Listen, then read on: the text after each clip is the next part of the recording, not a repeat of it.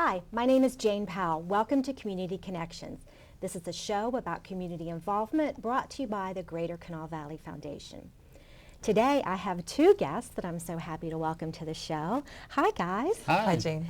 Michelle Lewis, who has a full-time job as Major Gifts Officer for West Virginia Public Broadcasting, and Jeff Taylor, you are president of the United Methodist Foundation of West Virginia.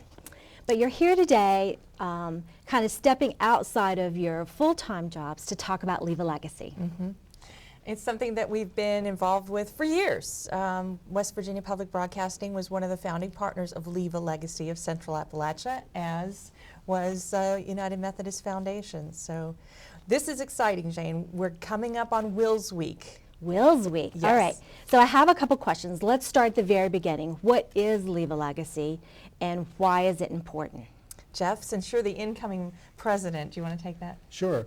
Leave a Legacy is really an awareness campaign where it's a consortium of charities that raise the awareness for planned giving. Okay. And I like to liken it to the Got Milk campaign, which just raises the awareness of milk and not any particular charity. Without the mustache. That's right. Leave a Legacy is really about a rising tide lifting all the boats and creating that awareness that people can make gifts that improve their community by leaving planned gifts for the charity that they love. Mm-hmm.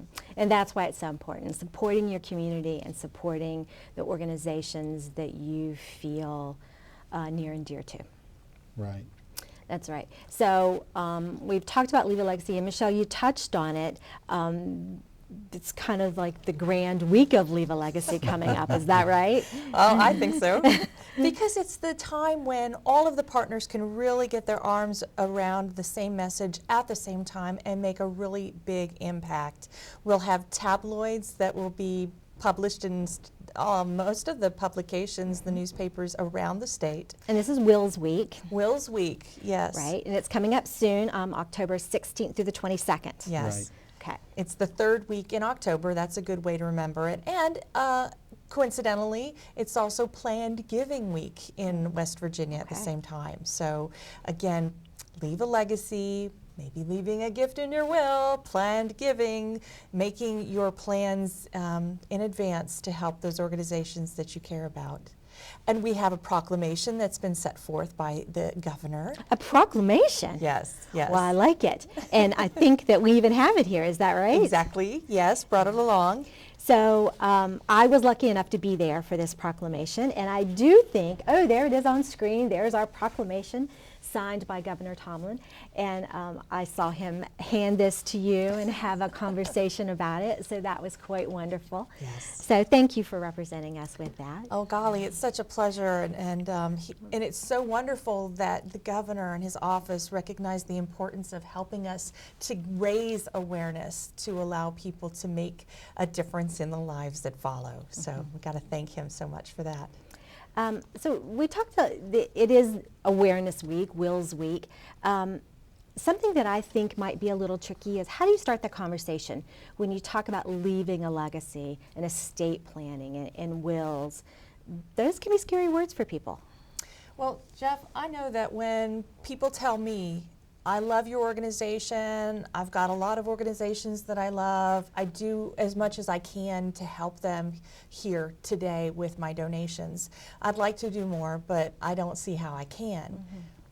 To me, that's a great starting point, because that's when you say, well, there is more that you can do. Consider leaving a gift in your will, or there are a number of other ways, a number of other vehicles you can use to help your favorite organization.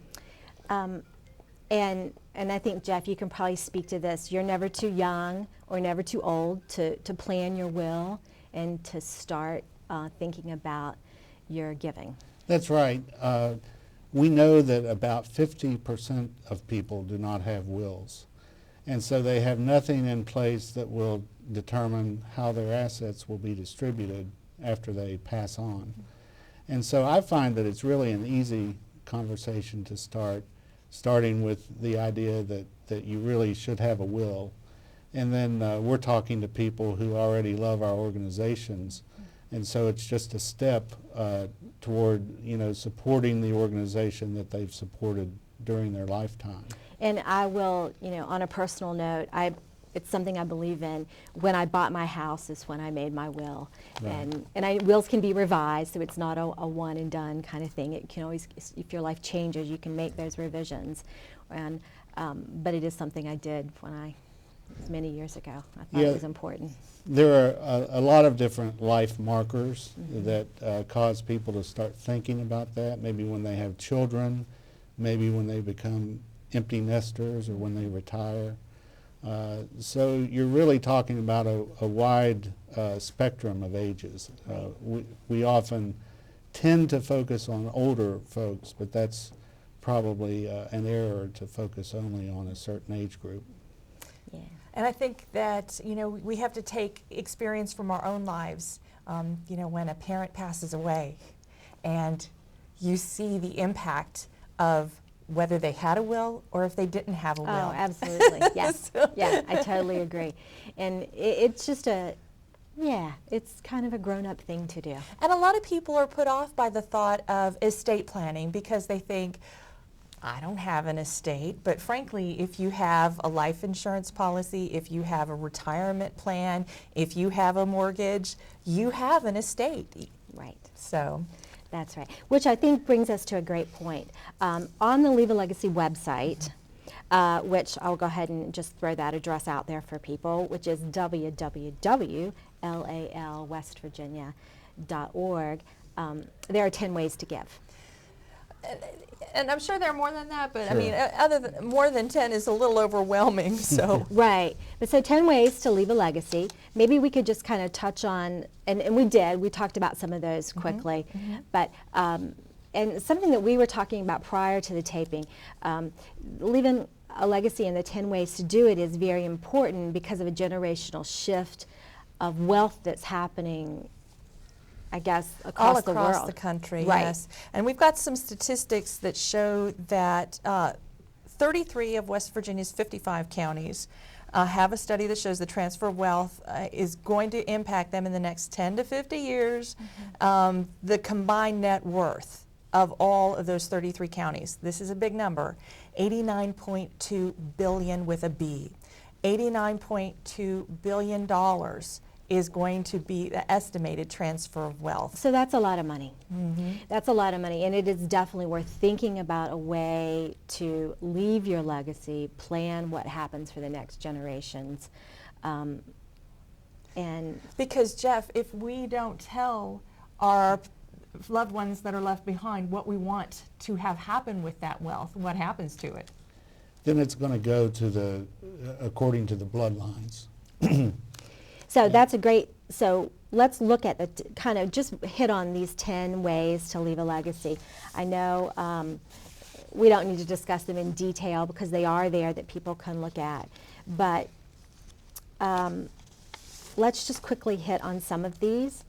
And we talked about a house or an IRA, pension plan. Those are ways that you can leave your legacy to an organization that you believe in. I think leaving your organization as your beneficiary on your life insurance policy is another good way. And if you don't have children, I guess that's where I was headed, Jeff. If you don't have children and you don't specifically state you want your estate to go to a charity or a number of charities, then in that case, Jeff, what happens to? It's going to go according to the bloodlines. If there are no children, then there are laws that determine how that estate will be distributed, but it won't go to any charity, that's for sure. Right. So It'll this go to is second cousins or whoever the closest relatives are. oh, like in the movies where you see the long lost person receiving the phone Right. call that Right. someone they didn't know. And that may not be what the person would have wanted Right. to happen with their accumulated resources. Well, if you spend your life in a community, chances are you want to support something in that Exactly. community. So yes. I think Michelle touched on a very important point, and that's with beneficiary designations, because when we talk about transfer of wealth, we typically think of the will, but many assets do not transfer by the will. They transfer either by joint tenancy, most people own real estate if they're married with their spouse as a joint tenant. The will does not control how that will be distributed. Right. Same with IRAs and any kind of account, life insurance that has a beneficiary designation. That's going to be determined outside of the will. So it's So- important to have those in order as well. So if I understand what you're saying, just to be clear, if I have an IRA, I don't need to leave it to Betty Lou. I can actually leave it to an organization that I'm fond of. Exactly. Or a percentage of it. Or Yeah. you could make Betty Lou the last beneficiary, so that if your first and second predeceased you, it would go to the organization that you Something love. that people might not always think of. And I guess that maybe we should mention that as you're planning your will and thinking about your legacy and how you'll benefit your community in the years to come, there are great partners that you can be involved with, whether it's your bank, your financial advisor, an attorney, a community foundation, or an officer of your favorite organization. There are great people that can give you guidance on how to make that happen. Exactly. Yeah. We try it at my foundation. We work with individuals to make the gift that makes the most sense for them under whatever their circumstances are, working with their family members, an attorney, or other advisors. Great. It's nice to know all the people are out there willing to help. And when we talk about Leave a Legacy as an organization, and we talked about it briefly at the beginning of the show, that it is a group of people that come together, and it's a big group of people. There are a lot of organizations involved in Leave a Legacy and supporting this. All throughout West Virginia and some of the surrounding regions as well. So we have the list of partners on our website that we'd like to recognize. And if you want to see who's involved in Leave a Legacy, you can go to that website and look at the tab that says Charities You Can Support. And I think we're able just to flash a few of them on the screen here. It is a statewide organization, so depending on where you live, there should be somebody local for you to talk to and to visit, which is very important. Something else we were thinking about sharing is if you have stocks or securities, you might want to consider having a beneficiary for those as well. That's another way. You were asking the different ways that. Oh, absolutely. Because I think you forget that you could do that. Yep.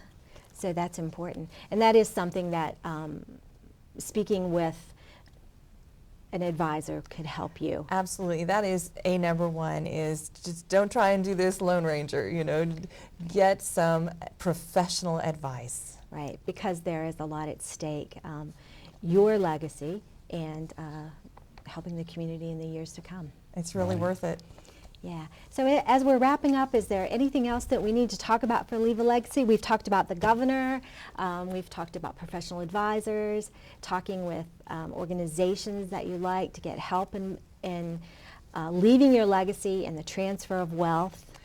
I'd like to say, please just have that conversation with your loved ones. Let the people that matter to you most know what your intentions are and what you would like to have happen with your accumulated wealth, because you don't want it to be too late and have them make some guesswork. So just have that conversation and let them know what you'd like. I think that's great advice. Thank you, Michelle. Jeff, thanks for joining us today. Thank you for having us. And thanks you guys for tuning in. This has been Community Connections, brought to you by the Greater Canal Valley Foundation. We're so happy you were here, and we'll hope to see you next time.